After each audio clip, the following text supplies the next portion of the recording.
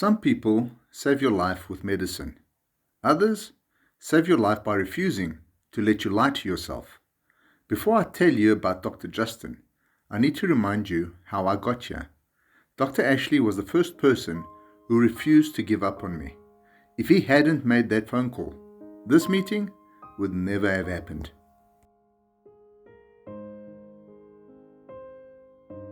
Sometimes life doesn't change because you made a decision. Sometimes it changes because somebody else refused to stop fighting for you.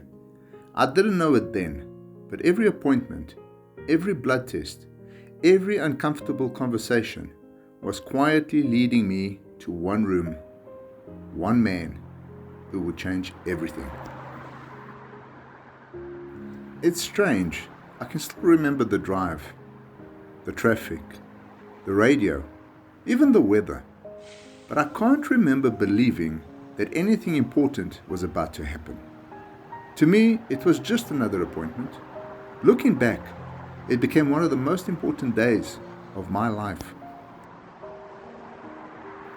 I wasn't nervous, not really. I was convinced everyone else was overreacting. Sometimes confidence isn't confidence at all. Sometimes it's simply denial. Waiting rooms have a way of slowing down time. Everyone sitting there is carrying something. Some carry hope, others carry fear. I carried certainty, and it turned out certainty was the heaviest thing of all. By the time I walked into Dr. Justin's room, I wasn't looking for another opinion. I was looking for someone to prove everyone else wrong. Looking back, I wasn't searching for answers. I was searching for permission to keep believing nothing was seriously wrong. First impressions matter. I remember thinking, he seems kind. What I didn't realize was that kindness isn't always comfortable. This conversation happened exactly once, but I've replayed it hundreds of times. I remember thinking, this is just another doctor, another specialist, another opinion, another person who was going to tell me things I already thought I knew.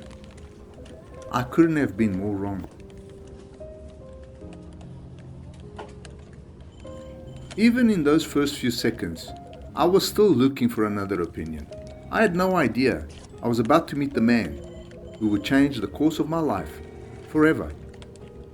If you were there, you would have noticed something. Dr. Justin never tried to overwhelm me with complicated medical language. He spoke with patience. He explained. He paused. He made sure I understood. The difficult part wasn't the way he spoke. The difficult part was accepting what he was saying. Sometimes the hardest truth to hear isn't the one spoken harshly. It's the one spoken gently by someone who genuinely cares. Listen to my voice. I sound confident. I sound certain.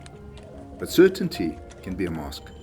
Underneath every question was a man desperately searching for a different answer.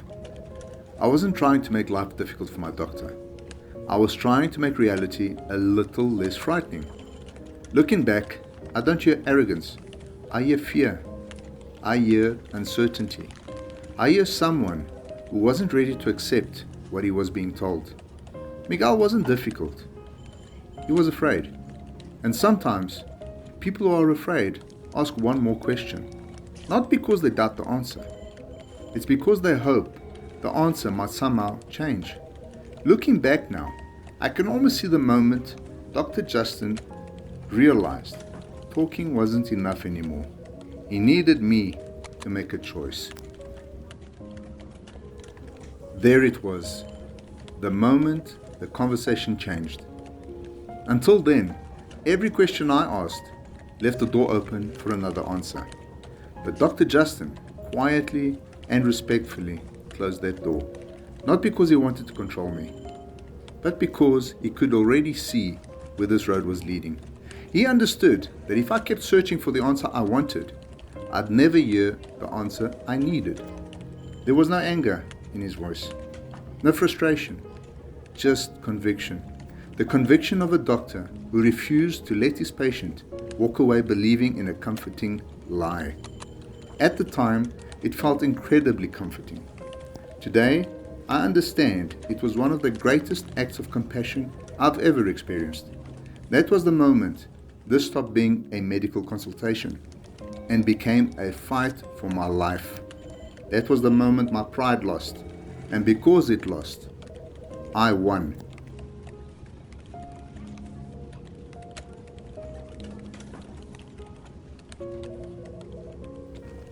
I walked into that room trying to defend myself. I walked out carrying something much heavier, the truth. And strangely, it felt lighter.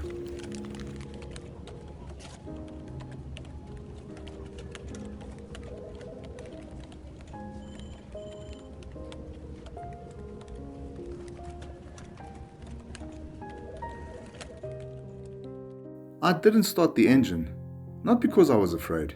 It was because I knew my life was going to be different now. We all have moments that rewrite us. Mine wasn't loud. It wasn't dramatic. It was simply one conversation. It was one conversation that refused to let me keep pretending. The strongest thing I ever did was admit that someone else knew more than I did. Pride told me that asking for help made me weaker. Life taught me exactly the opposite. If this story ever helps someone make that decision even one day sooner, then it was a story worth telling. Every difficult conversation is worth having. The strongest thing I ever did wasn't enduring chemo or facing a transplant. It was looking another man in the eyes and saying, "Okay, I trust you." That single sentence changed the rest of my life, because sometimes the person who saves your life isn't the one who tells you what you want to hear. It's the one who loves you enough to tell you the truth.